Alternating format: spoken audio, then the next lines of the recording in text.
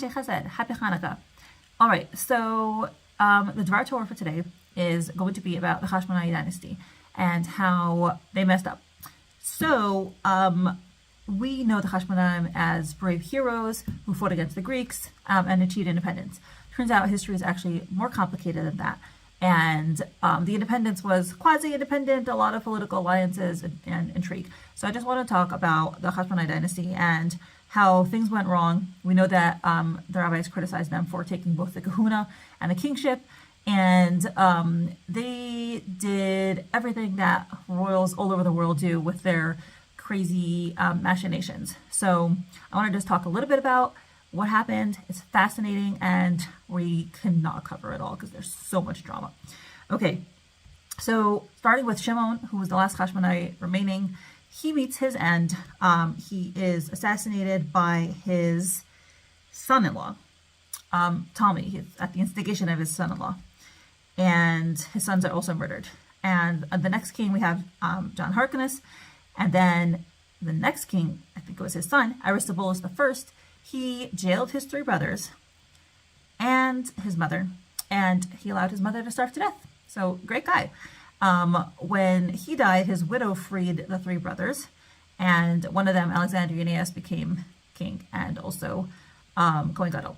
Now, at the time, the Prushim and the Tzedokim were fighting a lot, so much so that they actually had a civil war. So brother killing brother, Jews killing Jews in Israel.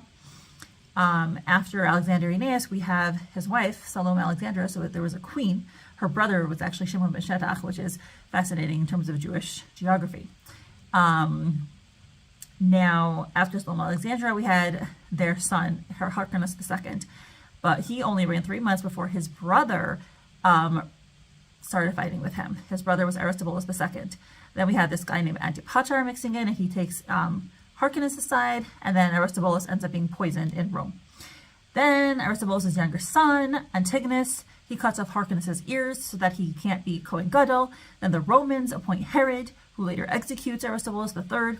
And Herod is also married to be legitimate. He married a Hashmonaei princess, Mariamne. But then he gets jealous later on, and he kills Mariamne and their two children together.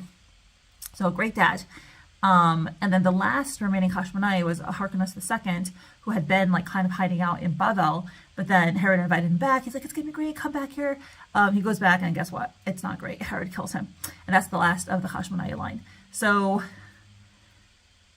pardon this brief and hopefully correct history that I just got from Wikipedia, but I think the Dvar Torah part of this, the moral message, is that Jews are just as susceptible to drama and infighting and craziness and political intrigue as just as much as any other nation on earth, and that we have to hold ourselves to higher standards, and let's not be like the Hashmonaim in what they did later on.